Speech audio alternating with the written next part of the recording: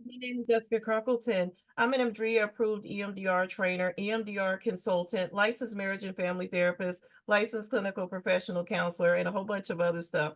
In honor of Black History Month, I'd like to share some unique ways that I embrace community cultural wealth with my Black clients. I think number one, it's to create, one of the things I do is to create a safe space for my client, a secure space for them to show up as who they are.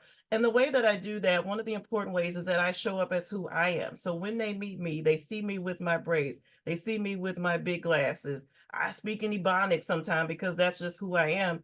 And that also creates a space for them to show up as authentically as themselves, and they don't feel like they have to mask and cover up who they really are. And I want them to feel comfortable as they're meeting with me. In addition, from an external perspective, I get to know my clients. What is your history? Tell me about your people. Are you from Chicago? Are you from New Orleans? Are you from Cali? Tell me about where you come from, what it's like to be you. Because just because they're Black and I'm Black, that doesn't mean that we have the same life experiences. And I don't want to make assumptions. So I really want to get to know who they are, where they come from, and find ways to strengthen that. In addition, I would also bring in resourcing figures, nurturing figure, wise figure, courageous figure. And so Maya Angelou, Barack Obama, Michelle Obama, um, Oprah Winfrey, just anything that is important for my clients if that matters for them, their grandmother who may have passed on but had a strong relationship with them.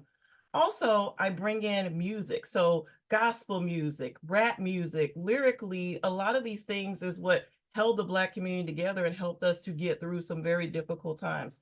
In addition, I like to bring in storytelling. So, how our people made it through the Middle Passage. Sometimes we can't always go back and know exactly where we come from in Africa, but we know that we made it. And so, bringing in those things, instilling hope in my clients, I think is critical to the work we do as EMDR therapists.